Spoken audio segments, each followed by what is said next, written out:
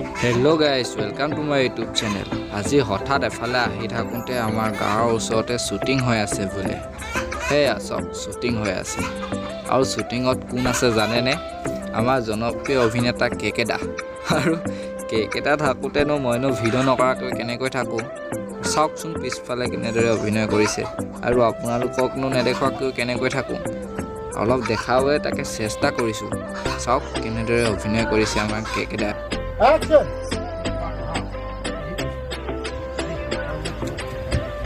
সেই একদম সৰু সৰু ল'ৰাদৰে আমি কেনেদৰে চাই আছোঁ অভিনয়।